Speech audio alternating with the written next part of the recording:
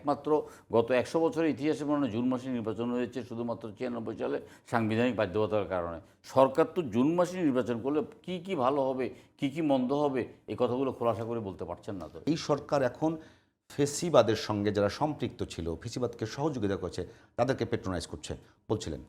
জি, আমরাও তো পরশুদিন যে ডক্টর ইউনূস সাহেব যে 20টি রাজনৈতিক দলের সাথে 10টা করে রাজনৈতিক দলের সাথে আলোচনা করেছে, সেখানে অনেককেই দেখেছি যারা ফ্যাসিবাদের দোসর এবং অনেককে দেখেছি যারা গত 15 বছর বা গত 5 বছর আন্দোলন সংগ্রামে তাদের কোনো অবদান নেই, অনেকে চলন শক্তিও নেই, লাঠি ভর করে হাঁটে। তাদেরকে কেন ডেকে আপনার কী পরামর্শ নিচ্ছে সেটা আমরা জানি না।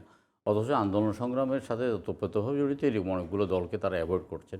অর্থাৎ এখানে কিছু দল আছে যারা মোটামুটিভাবে ধরেন আপনার সরকারকে সমালোচনা করছেন এবং সরকারের সংস্কারের নামে কালক্ষেপণ করছেন, সরকার যথাযথ ফাংশন করতে পারছেন না, সরকারের উপদেষ্টারা ব্যর্থ হচ্ছেন, ডক্টর ইউনূস সাহেব পদত্যাগের নাটক করছেন। এই কথাগুলো যখন আমাদের বিভিন্ন দলের পক্ষ থেকে বলা হচ্ছে, ওই দলগুলোকে বাদ দিয়ে এবং সরকারের পক্ষে যারা গুণগান করতে রাজি আছেন, ভবিষ্যতের দিকে তাকিয়ে সরকার এই ধরনের কোনো একটা কিছু করছেন। আমরা আসলে এখানে আমাদের যদি এবং কিন্তু নাই, আমরা সরকারকে বলে দিতে চাই যে অক্টোবর থেকে ডিসেম্বরের মধ্যে আপনাদেরকে নির্বাচন দিয়ে বিদায় নিতেই হবে।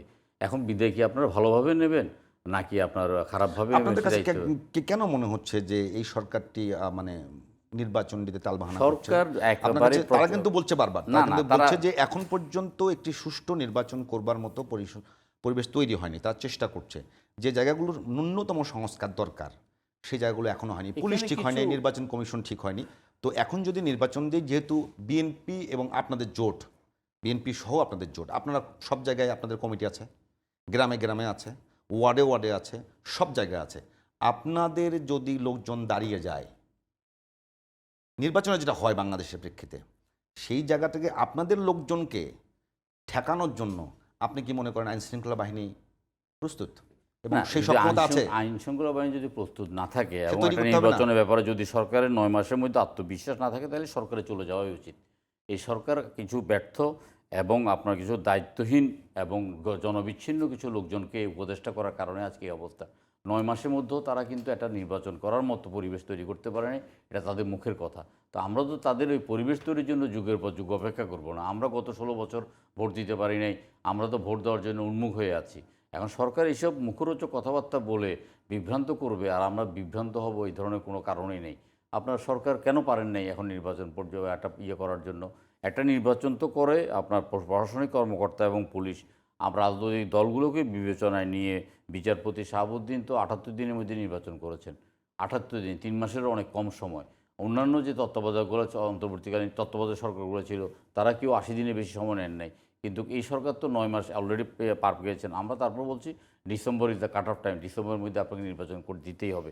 কিন্তু সরকারের মানে পদ্ধতিগত কারণে আমাদের কাছে মনে হচ্ছে যে সরকার একটা কথা আসতে পারছে। ওনারা ডিসেম্বরের মধ্যে নির্বাচন আমরা চাচ্ছি, ডিসেম্বরের জায়গায় ওনারা জুনে কেন যাচ্ছেন, কি কারণে যাচ্ছেন, ওনারা কিন্তু একটা কারণও দেখাতে পারছেন না। আমরা 10টা কারণ দেখাচ্ছি। আমরা যে যুক্তিগুলো দেখাচ্ছি যে ফেব্রুয়ারি মাস থেকে রমজানের পরে এসএসসি পরীক্ষার পরে কোরবানিতে বৃষ্টি বাদল ঝড় গরম, এখন যখন মে মাসে নির্বাচন, এখন মে মাসে প্রচণ্ড গরম, আমি তো নির্বাচন করতে গেলে হিটস্ট্রোকে মারা যাব। তাই তো আমি জুন মাসে নির্বাচন করব না। একমাত্র গত 100 বছরের ইতিহাসে মনে হয় জুন মাসে নির্বাচন হয়েছে শুধুমাত্র 96 সালে সাংবিধানিক বাধ্যবাধকতার কারণে। সরকার তো জুন মাসে নির্বাচন করলে কি ভালো হবে, কি মন্দ হবে, এই কথাগুলো খোলাসা করে বলতে পারছেন না তো। এখানে সরকারের ব্যর্থতা, এবং এখানে মনে করি যে সরকারের মধ্যে দূরভিসন্ধি আছে, এবং এখানে মনে করি যে সরকার কিন্তু ভিন্ন এজেন্ডা বাস্তবায়নের জন্য আজকে আপনার সারা জাতিকে জিম্মি করছে।